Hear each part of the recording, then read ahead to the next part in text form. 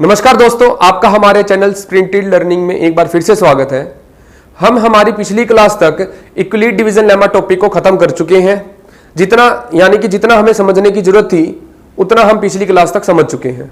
ठीक है कि आपको जितना जानना चाहिए था इस क्लास तक उतना मैं आपको समझा चुका हूं। उस चीज से आप बेफिक्र रहिए कि आपको उससे ज्यादा कुछ जानना चाहिए था।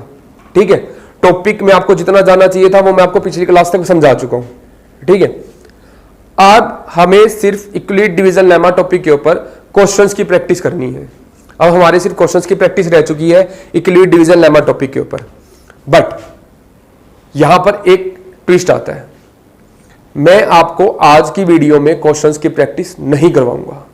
मैं आपको आज क्वेश्चंस की प्रैक्टिस नहीं करवाऊंगा। अब इस चीज में मायूस मत होना कि सर आपने तो कहा था कि टॉपिक खत्म होने के बाद आपको क्वेश्चंस की प्रैक्टिस करवाऊंगा। हाँ, मैंने कहा था कि टॉपिक खत्म होने के बाद मैं आपको क्वेश्चंस की प्रैक्टिस करवाऊंगा, बट आज की जो क्लास है ना वो उससे भी ज्यादा इंपॉर्टेंट है। ठीक है, मैं आपको समझाता हूं कैसे। मान लो आप जो ये स्टेज है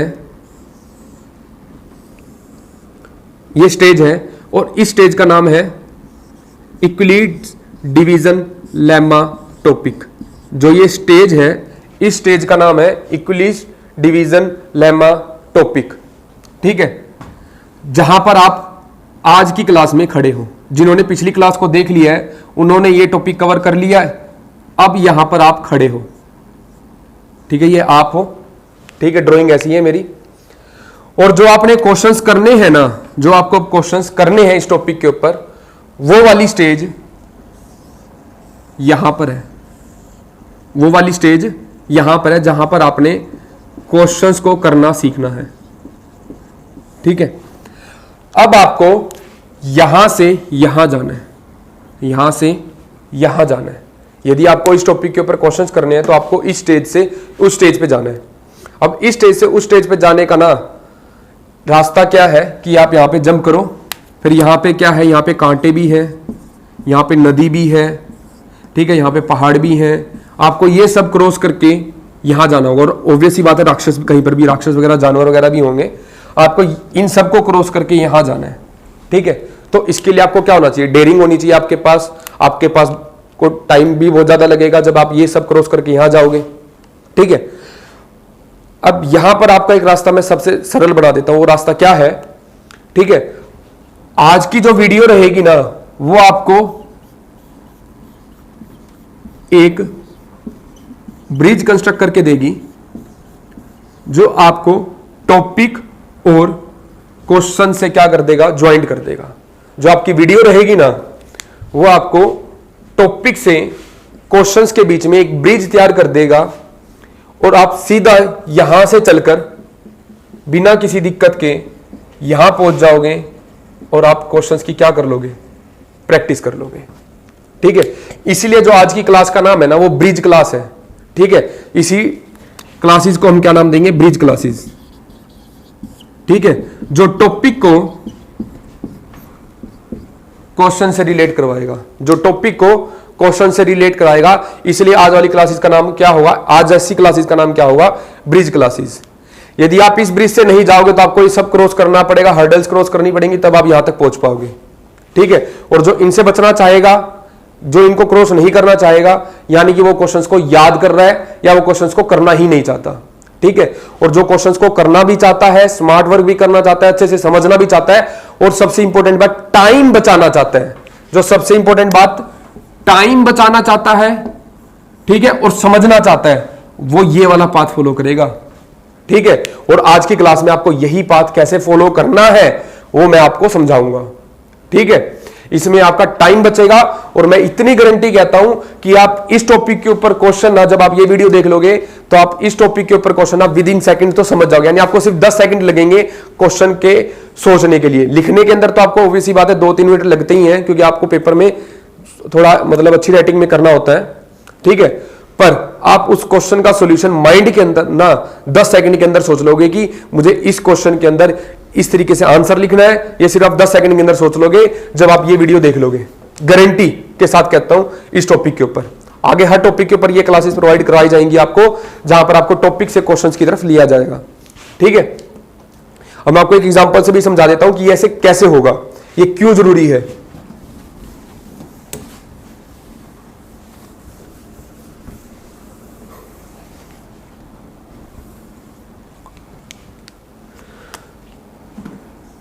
मान लो आपके पास कोई क्वेश्चन आता है, ठीक है, मैं इक्विलिब्रियम डिवीजन टॉपिक की बात करता हूं, इक्विलिब्रियम डिवीजन लेमा टॉपिक की ही बात करता हूं, क्योंकि हमने सिर्फ अभी तक यही पढ़ा है।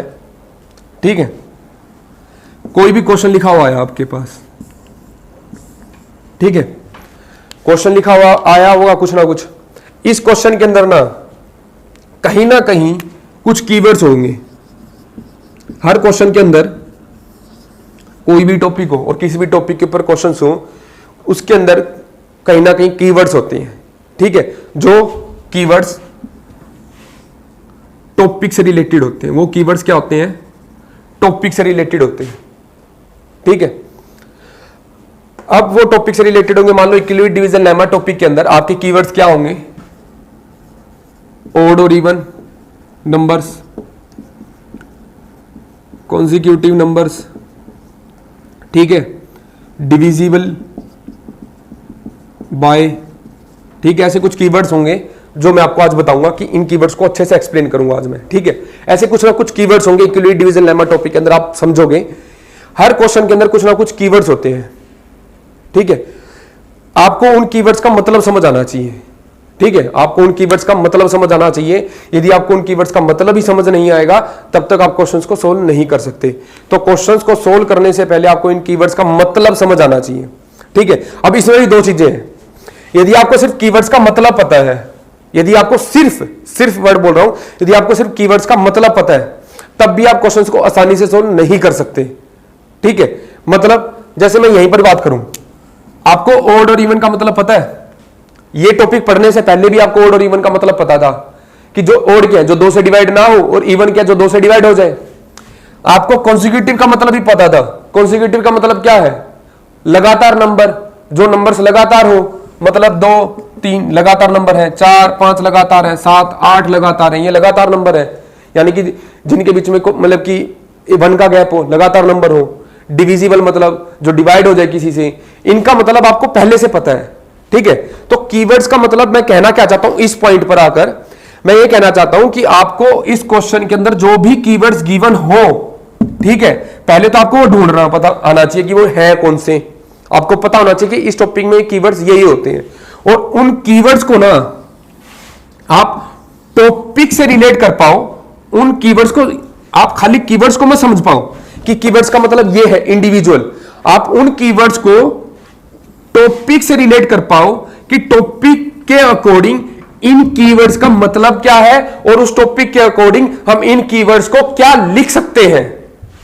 ठीक है, आप ओड को क्या बता सकते हो, ओड की डेफिनेशन बता सकते हो कि ओड नंबर्स वो है जो 2 से डिवाइड नहीं होते। पर क्या आप ये बता सकते हो कि हम ओड नंबर्स को आज के टाइम में इक्विलिब्रियम डिवीजन लेमा की फॉर्म में क्या लिखेंगे? नहीं बता सकते ना। अभी जब आप ये वीडियो देख लोगे, आप मैं गारंटी कह सकता हूं आप लिख दोगे। जब आप इन कीवर्ड्स को इस टॉपिक के अकॉर्डिंग, जो भी टॉपिक होगा उसके अकॉर्डिंग नहीं लिख सकते या नहीं समझ सकते, तब तक आप क्वेश्चंस को आसानी से समझ नहीं सकते। और जब आप ये चीज करना सीख गए, कीवर्ड्स को टॉपिक के अकॉर्डिंग समझ गए कि टॉपिक इन कीवर्ड्स में क्या कहना चाहता है, क्या मतलब है इस चीज का, तो क्वेश्चंस में बचा क्या है? कीवर्ड्स ही तो सबसे इंपॉर्टेंट होते हैं। कीवर्ड्स को आप टॉपिक से रिलेट कर पाए, टॉपिक की लैंग्वेज में लिख दिया आपने कीवर्ड्स को, तो क्वेश्चंस तो आपका कह रहा हूं कि 10 सेकंड के अंदर आपके माइंड में उसका सॉल्यूशन तैयार होगा, ब्लूप्रिंट। सिर्फ आपका 2 मिनट लगेगा उस क्वेश्चन के सॉल्यूशन को आंसर शीट में लिखने के लिए। ठीक है, तो आप विद इन सेकंड अपने माइंड में ब्लूप्रिंट तैयार कर सकते हो यदि आपको ये प्रोसेस पता है। इसीलिए आज की क्लास इंपॉर्टेंट है, इसीलिए आज की क्लास को मैंने ब्रिज क्लास नाम दिया है, कि ताकि आप कीवर्ड्स को पहचानना सीखो, टॉपिक से रिलेट कराना सीखो, और आप क्वेश्चंस को बड़े प्यार से कर पाओ अगली क्लास के अंदर। ठीक है, अब मैं ये मिटाकर आपको कीवर्ड्स करवाना स्टार्ट करता हूं।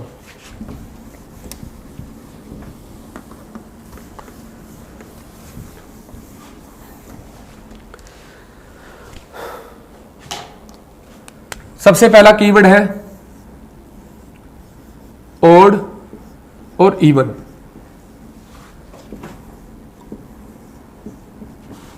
ओड और इवन क्या है?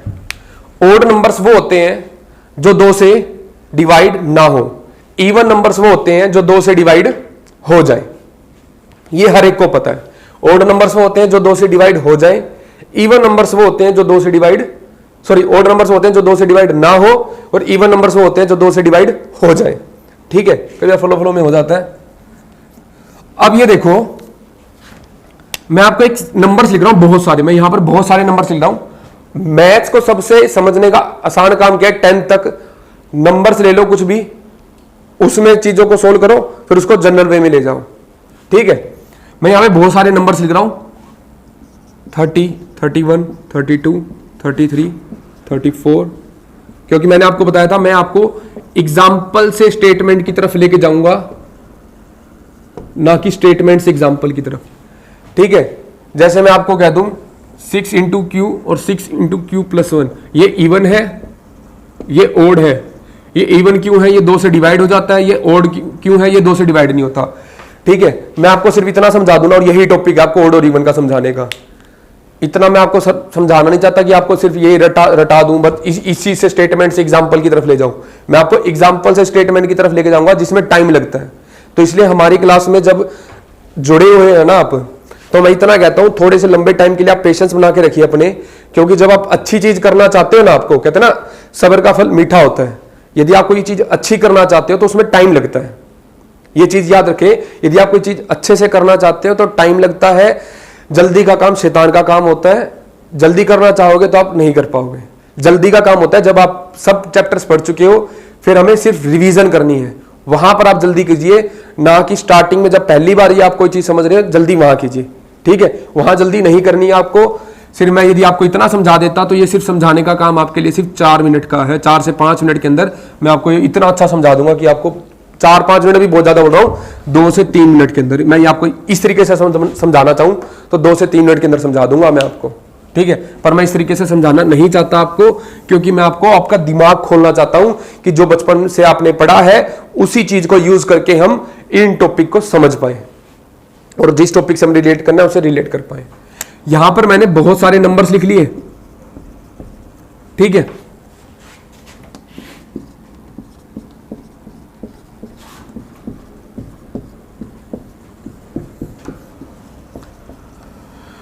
बहुत सारे नंबर्स लिख दिए मैंने यहां पर। अब पहले इनको सभी को ओड और इवन में बांट देते हैं। इवन, ओड, मैं इवन के लिए ई लिखूंगा और ओड के लिए ओ।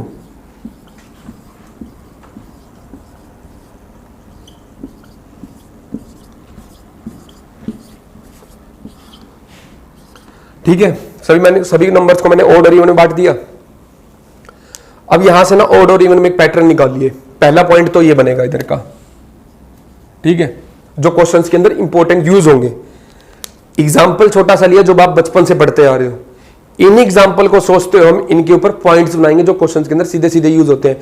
मैं आपको स्टेटमेंट से सीधे बता दूं ना, देखो यहां पर देखो फॉलो हो रहा है बेटा, आप कह देते हैं हाँ सर बहुत अच्छा समझा दिया आपने, ठीक है भैया जी बहुत अच्छा समझा रहे हो, पर हम यहां से समझाएंगे आपको कि यहां से कैसे बनेगा जो आपने बचपन से पढ़ा हुआ है। ये इवन है, इवन के बाद आया ओड, ओड के बाद इवन, इवन के बाद ओड, ओड के बाद इवन। तो ये पैटर्न कहीं तक भी चले जाओ ये हमेशा फॉलो होगा। मतलब जब मैं इवन के अंदर +1 करा, 30 के अंदर मैंने जब +1 करा तो क्या बना 31, और 31 क्या है ओड।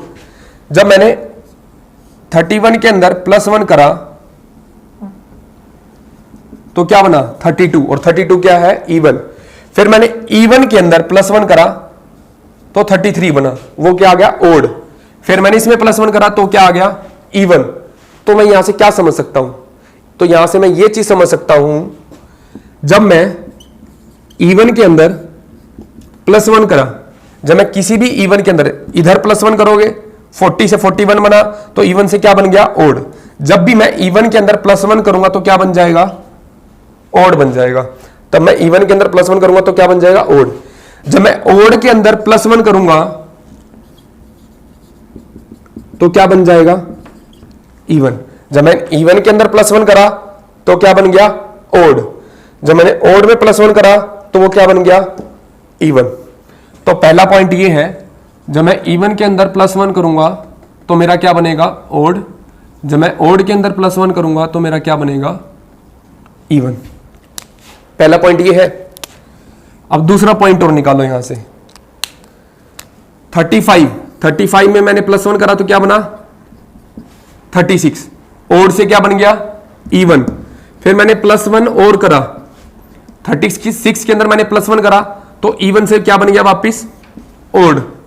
ठीक है, तो इसका मतलब क्या है, जब मैं 35 से 37 आ रहा हूं, 35 से 37 आ रहा हूं तो मैंने कितना ऐड करा +1 यानी मैंने कितना ऐड करा +2। तो वापिस मैं ओड से ओड की तरफ पहुंच गया। इसमें वापिस 2 ऐड करो तो वापिस मैं ओड से ओड की तरफ पहुंच गया। यदि आप ओड नंबर के अंदर +2 ऐड करते हो तो वापिस से आप कहां पहुंच जाओगे ओड नंबर पे पहुंच जाओगे। तो वापिस से आप कहां पहुंच जाओगे ओड नंबर पर। 45 में आपने 2 ऐड करा तो कहां पहुंच गए 47। तो वापिस से ओड पे पहुंच गए। 47 में 2 ऐड करा तो पहुंच गए 49। तो वापिस क्या ये ओड नंबर। ये चीज समझ गए। यही चीज इवन के अंदर है। 42 इवन है, 42 में 2 ऐड करो कहां पहुंच गए 44। 44 क्या है इवन। 44 में 2 ऐड करा 46 क्या है इवन नंबर। तो जब आप इवन के अंदर 2 ऐड करोगे तो वापिस कहां पहुंच गए आप इवन के अंदर। ये है सेकंड प्रॉपर्टी।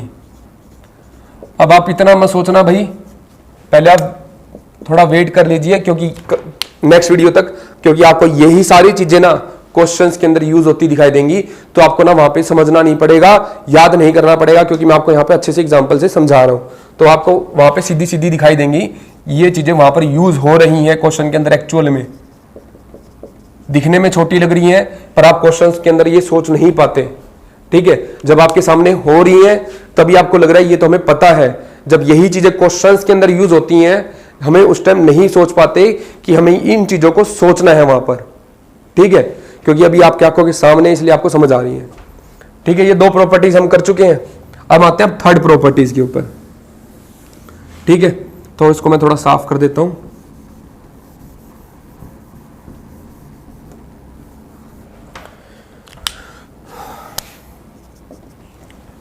अब आते हैं थर्ड प्रॉपर्टी के ऊपर। देखो थर्ड प्रॉपर्टी जो है वो सबसे इंपॉर्टेंट प्रॉपर्टी है। अब ये बताओ इवन नंबर्स क्या होते हैं जो 2 से डिवाइड हो जाए, जो 2 से डिवाइड हो जाए। तो 30 2 से डिवाइड होता है इसलिए इवन था, और 31 2 से डिवाइड नहीं होता इसलिए क्या था ओड। इसी तरीके से सभी नंबर्स के लिए हम कर सकते हैं। मैंने आपको सबसे पहली टाइप्स ऑफ नंबर्स वाली क्लास में बताया था, सबसे पहली क्लास के अंदर, कि इवन नंबर्स वो नंबर्स होते हैं जो 2 से डिवाइड होते हैं। पर मैंने वहां पर एक डेफिनेशन और लिखवाई थी ना, जिनके अंदर 2 का फैक्टर हो उनको भी इवन नंबर बोलते हैं। मतलब कि जिन नंबर्स को मैं 2 की मल्टीप्लाई में कुछ लिख सकूं, तो मैं 30 को 2 × 15 लिख सकता हूं, तभी मैं कह सकता हूं कि 30 क्या है इवन नंबर है। हाँ या ना। मैंने आपको पहले ही बताया था कि इवन नंबर्स होते हैं जो 2 से डिवाइड हो।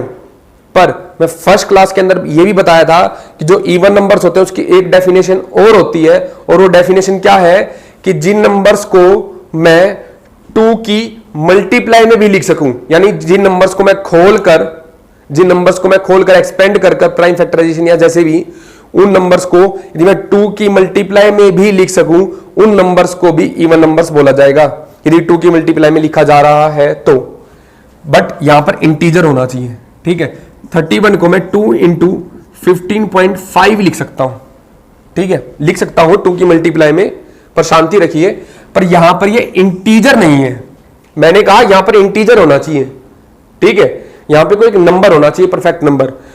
ठीक है, यहां पर कोई परफेक्ट नंबर, एक कंप्लीट नंबर नहीं है। ठीक है, यहां पर एक फ्रैक्शन नंबर है, हमें फ्रैक्शन नंबर नहीं चाहिए, यहां पर एक वो चाहिए इंटीजर। क्या 2 × कोई भी इंटीजर करके आप क्या 30 ला सकते हो? यदि आप 2 × 15 करोगे तो 30 आएगा, यदि आप 2 × 16 करोगे तो 32 आएगा। 31 आप 15.5 से ही ला सकते हो। तो आप यानी 2 × कोई एक नंबर करके 31 कभी नहीं ला सकते। तो यानी 2 की मल्टीप्लाई में आप कभी इस नंबर को नहीं लिख सकते, इसलिए 31 क्या है? इसलिए 31 क्या है? ओड है। आप 32 को 2 × समथिंग लिख सकते हो, 2 × समथिंग लिख सकते हो, तो इसलिए 32 क्या है, वो इवन है, 2 इंटू 16 करके लिख सकते हो। आप 33 को 2 इंटू समथिंग कुछ नहीं लिख सकते, आप 33 को 2 इंटू 16.5 लिख सकते हो। 16.5 इंटीजर नहीं है, 16.5 इंटीजर नहीं है। अब मैं जो इंटीजर बार बार बोल रहा हूं ना, तो आप पिछली क्लास में ध्यान से देखो, मैंने आपको वहां पर भी इंटीजर बहुत बार बोला था। देखो कैसे रिलेट होंगी अब चीजें रिलेट होनी स्टार्ट होंगी पिछली क्लास से। 34 को मैं क्या लिख सकता हूं, 2 इंटू 17 लिख सकता हूं, और 17 क्या है, इंटीजर है, इसीलिए ये क्या है, ये इंटीजर है, और ये 2 की मल्टीप्लाई में लिख रहा हूं, इसलिए क्या है 34 इवन है, इसलिए 34 क्या है, इवन है। तो यहां तक आप चीजें समझ गए। इसको मैं नहीं लिख सकता क्योंकि 2 इंटू 17.5 लिखना पड़ेगा, और 17.5 इंटीजर नहीं है। तो आपको ऑड और इवन को इस तरीके से भी समझ सकते हैं हम। क्लियर है यहां तक। अब देखो, इंटीजर को हम, कोई भी इंटीजर को हम क्यू मान लेते हैं, किसी भी इंटीजर को क्या मान लेते हैं, क्यू। तो मैं 2 इंटू 15 को 2 इंटू क्यू लिख सकता हूं, यानी इवन नंबर की एक डेफिनेशन क्या हुई, मैंने कहा इवन नंबर का मतलब क्या है, जब हम किसी भी चीज में 2 की मल्टीप्लाई, उस नंबर को 2 की मल्टीप्लाई में लिख सके, और यहां पर क्या होना चाहिए, कोई ना कोई इंटीजर, एन ए इंटीजर। तो यानी इसी का ये इवन नंबर की डेफिनेशन हुई, ये क्या हुई, इवन नंबर की डेफिनेशन हुई। और मैं किसी भी इंटीजर को क्या लिख सकता हूं, क्यू लिख सकता हूं। तो यानी कि जो नंबर इस तरीके से लिखे गए होंगे, 2 इंटू इंटीजर यानी क्यू की फॉर्म में लिखे गए होंगे, वो नंबर्स क्या होते हैं, इवन नंबर्स। वो क्या होते हैं, इवन नंबर्स होते हैं। क्लियर है यहां तक। तो 2 into n a integer, 2 into n a integer, और 2 क्यू ऐसी कोई चीज हम पिछली क्लास में पढ़ी थी, कोशेंट बाद में आएगा। 2 इंटू क्यू ये क्या हो गया, इवन नंबर्स। क्लियर है यहां तक। अब ये नंबर क्या है, इवन नंबर, क्योंकि मैं 2 इंटू इंटीजर की फॉर्म में लिख सकता हूं, और जिनको इस फॉर्म में नहीं लिख सकता वो क्या है, ओड है। अब ये 2 इंटू 15 है, मैं 30 को क्या लिख सकता हूं, 2 इंटू 15। तो 31 को क्या लिख सकता हूं, 2 इंटू 15 प्लस 1। तो यानी कि मैं इस नंबर को क्या लिख सकता हूं, 2 इंटू 15 प्लस 1। 33 को क्या लिख सकता हूं, 2 इंटू 16 प्लस 1। 35 को क्या लिख सकता हूं, 2 इंटू 17 प्लस 1। इस तरीके से लिख सकता हूं मैं, हाँ या ना। अब इस तरीके से मैं ओड नंबर्स को लिख सकता हूं, क्यों, क्योंकि मैं और किसी वे में इसको नहीं लिख सकता। तो यहां पे क्या है, 2 इंटू कोई इंटीजर प्लस 1। तो ओड नंबर लिखने का तरीका क्या हुआ, 2 इंटू कोई इंटीजर प्लस 1। तो ये लिखने का तरीका हो गया किसी भी ओड नंबर को। किसी भी ओड नंबर पे चले जाइए आप, जैसे 38 इवन था, 38 को लिखा 2 इंटू 19। 39 को क्या लिखोगे, 2 इंटू 19 प्लस 1। क्योंकि मैंने आपको बताया यदि आप ओड नंबर में, जो भी आप इवन नंबर में प्लस 1 करोगे, जब आप इवन नंबर में प्लस 1 करोगे तो आप कहां पे पहुंच जाओगे, ओड नंबर्स पे। तब आप कहां पहुंच जाओगे, ओड नंबर्स पे। तभी हम इवन नंबर को इस तरीके से लिख सकते हैं और ओड नंबर को इस तरीके से लिख सकते हैं। क्लियर है यहां तक। यदि इसमें मैं प्लस 1 और कर दूंगा तो वापिस से ओड में प्लस 1 करने के बाद क्या आएगा, इवन। ठीक है, और मैं वापिस प्लस 1 कर दूंगा इवन के अंदर तो वापिस क्या बन जाएगा, ओड। तो वापिस से ये वाली प्रॉपर्टी क्या हो जाएगी, यूज हो जाएगी। क्लियर है यहां तक। तो थर्ड प्रॉपर्टी क्या है हमारी, 2q इवन नंबर है,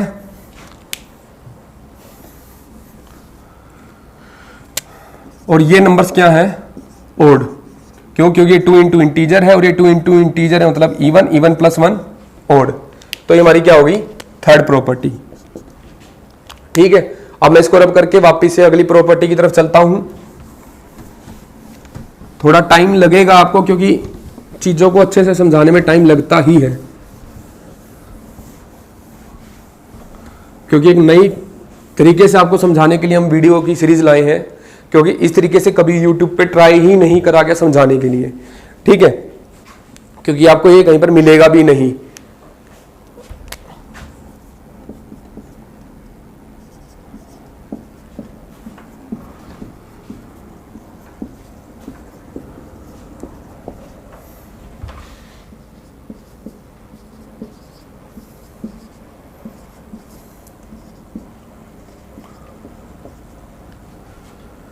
अब देखो, क्या इवन नंबर्स वही होते हैं जो 2 से डिवाइड हो जाए?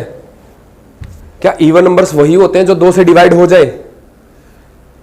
नहीं, इवन नंबर्स हम ये भी कह सकते हैं जो 4 से भी डिवाइड हो सकते हैं। जो 4 से डिवाइड होते हैं वो भी इवन नंबर्स होते हैं, या 6 से भी डिवाइड हो जाए वो भी क्या होते हैं? इवन नंबर्स होते हैं। मतलब जिनको मैं 6 की मल्टीप्लाई में लिख सकता हूं, तो घूम फिर के जो 6 से डिवाइड हो रहा है तो वो 2 से भी तो डिवाइड हो रहा होगा।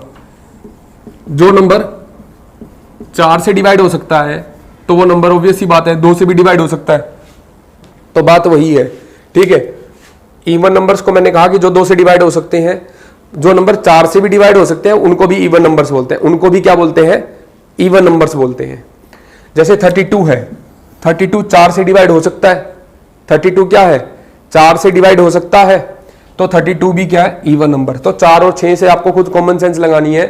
जो नंबर 4 से डिवाइड हो सकता है वो इवन नंबर होगा, जो नंबर 6 से भी डिवाइड हो सकता है वो भी क्या होगा? इवन नंबर होगा। क्लियर है यहां तक?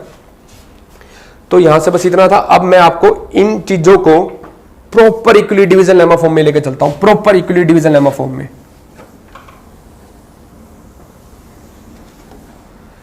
मैंने आपको इक्वली डिवीजन लेमा में कहा था, आपको एक चीज याद रखनी है कि आपको सबसे पहले सोचना है कि बी क्या है, मतलब डिवाइजर क्या है। और डिवाइजर क्या होता था? जिस नंबर से हम डिवाइड करते हैं, जिस नंबर से हम डिवाइड करते हैं, ठीक है। अब सोचो, इवन और ओड आप कैसे चेक करते हो? इवन और ओड आप कैसे चेक करते हो? इवन और ओड आप कैसे चेक करते हो? जो नंबर 2 से डिवाइड होंगे या नहीं होंगे, इस तरीके से चेक करते हो। तो यहां पर डिवाइजर क्या हुआ? देखो, कर रहे हैं ना रिलेट इक्वली डिवीजन लेमा से। इवन और ओड की बेसिक डेफिनेशन क्या थी? हम चेक करते थे कि नंबर 2 से डिवाइड होगा या नहीं होगा। और इक्वली डिवीजन लेमा में हमें डिवाइजर ही तो देखना है। डिवाइजर पता होगा तो आपको आर पता होगा, आर पता होगा तो आप ए निकाल सकते हो। तो बचा गया। तो इवन और ओड क्या है? हमें यह चेक करना होता है कि 2 से वो नंबर डिवाइड होगा या नहीं होगा। तो यानी कि यही क्या है हमारा? बी है। यही हमारा क्या है? बी है। जब हमारा बी कितना है? 2 है। जब बी हमारा 2 है तो रिमाइंडर की वैल्यू क्या होगी? 0 और 1 हो सकती है। तो ए की वैल्यू क्या होगी? 2 इंटू क्यू या 2 इंटू क्यू प्लस 1। तो ये हमारी ए की वैल्यूज होंगी। यही तो मैंने आपको यहां बताया, यही तो चीज मैंने आपको यहां बताई कि 2 इंटू क्यू इवन, क्योंकि ये 2 से डिवाइड हो सकता है, क्योंकि ये नंबर 2 से डिवाइड हो सकता है इसलिए इवन है। और ये नंबर 2 से डिवाइड नहीं हो सकता क्योंकि ये यहां पे +1 है। ये नंबर 2 से डिवाइड नहीं हो सकता। यदि 2 कॉमन आ सकता पूरे में से तो ये 2 से डिवाइड हो सकता था, और हो सकता था तभी जाके इवन होता, पर नहीं हो सकता, इसीलिए क्या बचा? ओड बचा। यही चीज, अब देखो यही चीज हमने जो निकाली, यही तो इक्वली डिवीजन लेमा ने बताई थी। तो हमने इस चीज को, इवन और ओड को, इक्वली डिवीजन लेमा फॉर्म में एग्जाम्पल से सोचकर कन्वर्ट करा। सीधा बता नहीं दिया मैंने आपको कि ऐसा लिख सकते हैं। यदि मैं आपको बता सकता इवन और ओड 2 से डिवाइड करके चेक करते हैं, बी की वैल्यू 2 ले लो, आर की वैल्यू 0 और 1, ए की वैल्यू 2 निकाल लो, फिर मैं आपको कहता है 2 से डिवाइड करके देखो ना देखो, ऐसा नहीं बताऊंगा मैं आपको कहीं पर भी। मैं आपको हमेशा इस तरीके से बताऊंगा, एग्जाम्पल लूंगा, एग्जाम्पल से सोल्व करवाऊंगा मैं आपको। क्लियर है यहां तक? मैं इसको रब करता हूं, थोड़ा और बढ़ते हैं आगे।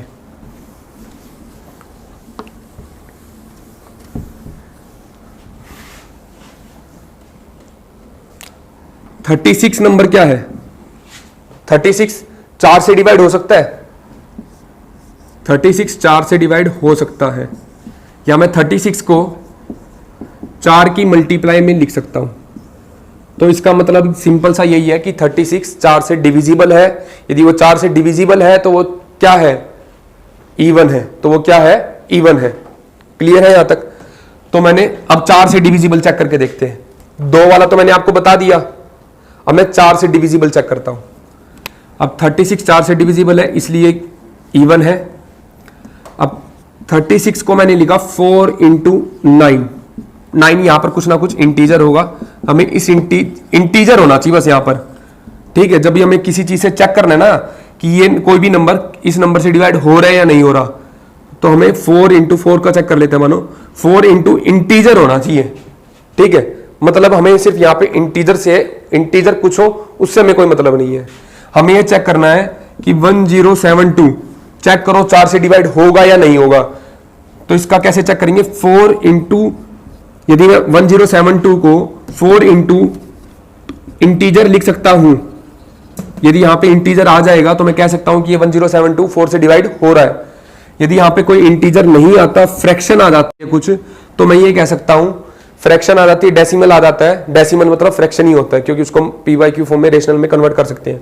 तो मैं कह सकता हूं यदि यहां पर फ्रैक्शन या डेसिमल फॉर्म आ जाती है तो ये 1072 4 से डिवाइड नहीं होगा। हमें सिर्फ यहाँ पे इंटीजर से मतलब होता है, इंटीजर के अलावा किसी और चीज से मतलब नहीं है। इंटीजर है तो डिवाइड होगा, नहीं है तो नहीं होगा। तो 36 को मैं 4 इंटू 9 लिख सकता हूं, मतलब इंटीजर है कुछ भी। तो 36 के अगला नंबर क्या होगा? 37, और 37 को क्या लिख सकता हूं? 4 इंटू 9 प्लस 1। 38 को क्या लिख सकता हूं? 4 इंटू 9 प्लस 2। 39 को क्या लिख सकता हूं? 4 इंटू 9 प्लस 3। क्लियर है यहां तक? ये था इवन। जब मैंने इवन में प्लस 1 करा तो क्या बना? ओड। जब मैंने ओड में वापस प्लस 1 करा तो क्या बना? इवन। 38 इवन होता है, तो मैंने इवन में प्लस 1 करा तो क्या बना? ओड। ये चीज तो मुझे पता है, ठीक है। अब इसको 4 के अकॉर्डिंग सोचो, इस 4 के अकॉर्डिंग। 4 इंटू 9, 4 इंटू 9 2 से डिवाइड हो सकता है, इसलिए इवन था। 4 इंटू 9 प्लस 1, क्या ये 2 से डिवाइड हो सकता है? नहीं हो सकता, इसलिए क्या था? Odd. 4 into 9 plus 2, 4 into 9 plus 2। अब जो ये 38 है, ये 4 से डिवाइड नहीं हो रहा। 36 4 से डिविजिबल था, 36 4 से डिविजिबल था, इसीलिए इवन था। इसीलिए क्या था? इवन था। पर जब 38 आया ना, मेन बात है मुद्दा 38 का। मुझे 36 को इतना समझाने की जरूरत नहीं थी, क्योंकि 36 4 से सीधा डिविजिबल था, और जो चीज 4 से डिविजिबल है वो तो 2 से भी डिविजिबल होगी। इतना तो मुझे कॉमन सेंस है। पर मुझे 36 से काम नहीं है, मुझे काम है 38 से, ठीक है। अब 38 की बात करते हैं। अब 38 4 से डिविजिबल नहीं है। 38 4 से डिविजिबल नहीं है। अब 38 4 से डिविजिबल नहीं है तो क्या होगा? 38 को क्या लिख सकता हूं? 4 इंटू 9 प्लस 2। 4 into 9 plus 2। क्या इसमें से मैं 2 कॉमन ले सकता हूं बाहर? क्या इसमें से मैं 2 कॉमन ले सकता हूं बाहर? हां भाई, ले सकता हूं। 2 यदि मैंने कॉमन लिया तो 4 इंटू 9 में से क्या बचेगा? क्योंकि 4 में से कॉमन आएगा तो 2 इंटू 9 बचा। मल्टीप्लाई में है तो दोनों में से एक ही बार कॉमन निकलेगा, चाहे इसमें से निकाल लो चाहे इसमें से निकाल लो। इसमें से निकाल नहीं सकते क्योंकि 9 में से 2 कॉमन आ नहीं सकता, क्योंकि हमें डेसिमल फॉर्म में नहीं लिखना, हमें इंटीजर ही रखना चाहिए। तो 4 में से 2 बाहर आए तो सिर्फ 2 इंटू 9 बचा, प्लस 2 में से बाहर 2 आएगा तो क्या बचेगा? प्लस 1। तो यानी कि मैं इसके अंदर से 2 कॉमन निकाल सकता हूं, और यदि मैं 2 कॉमन निकाल कर किसी भी चीज को 2 इंटू कुछ 2 इंटू 9 18, 18 प्लस 1 19, तो यानी 2 इंटू किसी भी इंटीजर की फॉर्म में लिख सकता हूं, तो इसका मतलब क्या है वो? तो इसका मतलब क्या है वो? इवन है वो।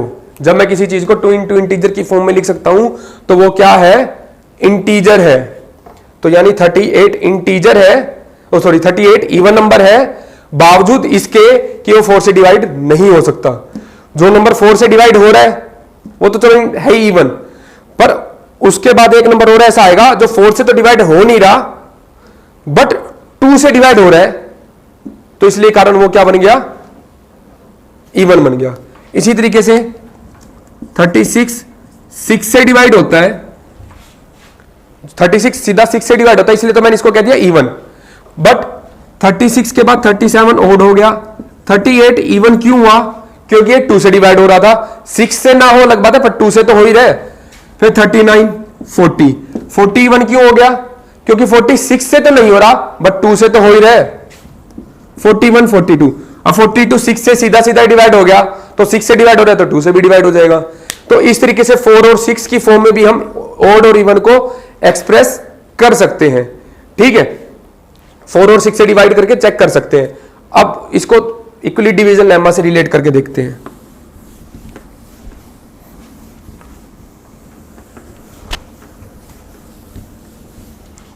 जब मैं 4 से चेक करके देख रहा हूं, क्योंकि ये जो 4 से चेक करना, 6 से चेक करना जो मैं बता रहा हूं ना, ये क्वेश्चंस में गिवन होते हैं, तो इसलिए हमें सिर्फ 2 से हमेशा चेक करना नहीं आएगा, इवन और ऑड। 4 6 8 किसी से भी आ सकता है।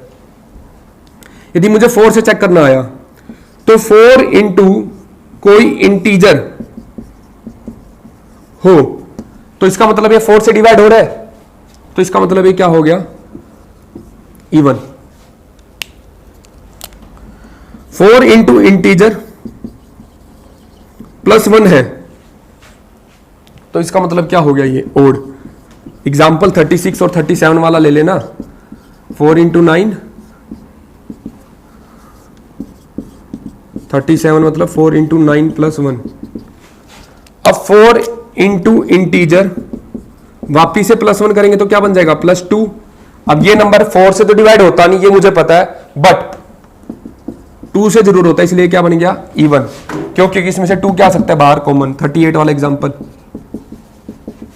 39 वाला एग्जांपल, 4 इंटू 9 +3 यानी 4 इंटू इंटीजर +3 यानी ओड। जब मैंने इवन में 1 जोड़ा तो ओड, देखो जब मैंने ओड में 1 जोड़ा तो इवन यहाँ पे, जब मैंने इवन में 1 जोड़ा तो ओड यहाँ पर। तो यही सब चीजें ना घूम फिर के आपस में रिलेट होती चली जाएंगी। अब 4 से चेक कैसे कर लेंगे, 6 से होगा तो बस यहाँ पे 6 आ जाएगा और आगे बढ़ता चली जाएगी चीज। ठीक है, तो ये हो गया सिंपल से एग्जांपल से। क्लियर है यहाँ तक? नोट डाउन करते चलना भी साथ साथ। मैं वापस नहीं बोलूंगा कि नोटबुक बनाओ, ये बनाओ, वो बनाओ। पहली वीडियो में सब समझा चुका हूं। नोट्स अपने आप बनाने हैं, आपने जिम्मेवारी आपकी है नोट्स बनाने की। क्लियर है यहाँ तक? मैं आपके पीछे नहीं पढ़ा रहूंगा कि नोट्स बनाओ, नोट्स बनाओ, नोट्स बनाओ। आपको यदि अच्छे से काम करना है तो नोट्स आपको बनाने ही पड़ेंगे। ठीक है, उसमें बार बार मैं फोर्स नहीं करूंगा, आपकी भलाई है, आप ही को देखना है। अब इक्वली डिवीजन लेमा में कैसे होता है? यदि मैंने आपको कहा आपका यदि b 4 है, b कितना है 4, तो r की वैल्यू कितनी होंगी 0 1 2 3, 0 1 2 3। तो a की वैल्यू क्या होंगी 4 इंटू इंटीजर, क्यों मतलब n इंटीजर।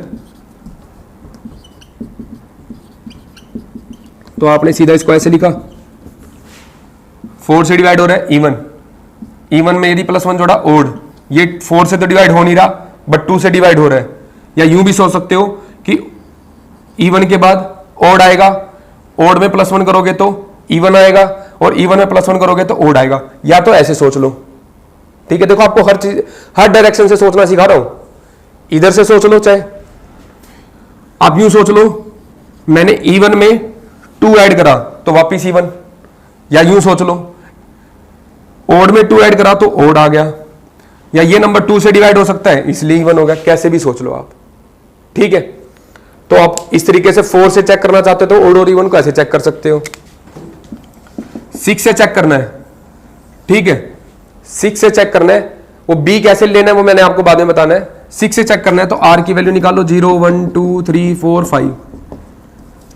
तो a की वैल्यू लिख लो 6 into Q, 6 into Q +1, 6 into Q +2, 6 into Q +3, 6 into Q +4, 6 into Q +5। 6 से डिवाइड हो रहा है तो सीधा इवन। यहां से सोचो, इधर से भी सोच सकते हो। इवन में +1 करोगे तो ओड, फिर ओड में +1 करोगे तो इवन। चाहे यहां से सोच लो ये नंबर 2 से डिवाइड हो सकता है, 2 कॉमन आके कुछ हो सकता है तो इसलिए इवन। इसमें से 2 कॉमन आके सोल्व नहीं हो सकता, 2 इंटू इंटीजर की फॉर्म में नहीं लिख सकते तो इसलिए ओड, फिर ये इवन, फिर ये ओड। तो ओड और इवन इस तरीके से सिलेक्ट करते हैं। क्लियर है यहां तक? देखो लंबी वीडियो है, आपके एग्जाम 1 साल बाद होने हैं। ठीक है, मैं वापिस आपके 2 मिनट लूंगा। आप ये मत सोचना है सूरज सर तो बोलते बहुत है बीच में, क्योंकि ये स्टार्टिंग की वीडियोस है। क्योंकि आप बच्चों से काम करवाना सबसे डिफिकल्ट काम होता है भाई। ठीक है, मेरा टास्क ऐसा नहीं रहेगा, मेरा काम ऐसा नहीं रहेगा कि आपको सिर्फ वीडियोस प्रोवाइड करनी है और मुझे आपको ये नहीं समझाना कि पढ़ना कैसे है। तो ऐसा मत सोचना। मैं आपको वीडियोस प्रोवाइड कराऊंगा और आपको ये भी समझाऊंगा कि आपको पढ़ना कैसे है, आपके लिए भलाई का काम क्या है। तो इसलिए आपको मैं धीरे धीरे बीच में टोकता रहूंगा, क्योंकि मैंने कहा था कि मैं आपको 2 वे प्रोसेस करवाऊंगा। जैसे आपको ऑफलाइन में पढ़ाते हैं ना टीचर्स, आपके ट्यूशन टीचर्स, या आप स्कूल में पढ़ते हो, जहां पे भी आप स्कूल में जो भी आपके रिस्पेक्टिव टीचर्स हैं, तो आपको जैसे करवाते हैं कि आपको साथ साथ टोकते रहते हैं, आपको मोटिवेट करते रहते हैं, समझाते रहते हैं कि बेटा ऐसे कर ऐसे कर, थोड़ा थोड़ा पुश करते रहते हैं। वैसे ही मैं करूंगा ताकि 2 वे प्रोसेस लगे आपको। ठीक है, यदि आप हमारी वीडियो से रेगुलर जुड़े हुए हैं, यदि आप हमें हमारी वीडियोस पे रेगुलर कमेंट भी कर रहे हैं, तो यदि मैं आप रेगुलर कमेंट्स पढ़ूंगा आपके, तो मैं एक्चुअली मैं आपको नाम लेके भी टोक दूंगा कि बेटा आप जो भी आपका नाम होगा XYZ, जो आप रेगुलर कमेंट्स कर रहे हो, तो मैं उन नाम से भी टोकूंगा आपको। बिल्कुल 2 वे प्रोसेस फील कराऊंगा मैं आपको। ठीक है, ये मत सोचना कि आप सिर्फ पढ़ रहे हो बात खत्म। हम आपको वीडियोस प्रोवाइड करवा रहे हैं 1 साल का सोचकर। ठीक है, सिर्फ हम ये नहीं सोच रहे कि आपने 30 दिनों में सिलेबस खत्म करना है। आपके पास जो 10th क्लास है वो आपको 1 साल के लिए मिली हुई है, 1 ईयर के लिए। जो बुक है 15 चैप्टर्स है, वो आपने 1 साल के अंदर खत्म करने हैं। 1 महीने 2 महीने में नहीं करने कि समय सिर्फ मैंने वीडियोस प्रोवाइड करनी है। और आप सोचो टीचर्स का, क्योंकि लगभग टीचर्स क्या सोचते हैं कि वीडियो प्रोवाइड करो, बच्चा ज्यादा देखेगा नहीं, टॉपिक से मतलब रखो। ठीक है, इतना देखेगा फारिग, ज्यादा बड़ी वीडियोस बनाओगे, लंबा ज्यादा समझाओगे, बच्चा देखेगा नहीं। मुझे उस चीज से कोई लेना देना नहीं है, उस कंसेप्ट से। मेरा काम सिर्फ ये है कि आपको अच्छे से वीडियो समझाना। मेरा टारगेट है 1 साल में, 1 साल का, कि मुझे 1 साल के अंदर अच्छे से सिलेबस खत्म करवाना है। ठीक है, ताकि बच्चा अच्छे से 10th करके जाए, सिर्फ क्वेश्चन करना ना सीखे कि ये हो गया वो हो गया वो हो गया, ऐसा नहीं। अच्छे से सिलेबस समझाएंगे, इसीलिए थोड़ा लंबी वीडियोस बनेंगी ही बनेंगी, मैं उस चीज में कोई दुराय नहीं कर रहा। ठीक है, और अच्छे से ही हर टॉपिक समझाया जाएगा। कभी आप कहो कि सर ऐसा ऐसा टॉपिक समझा दिया।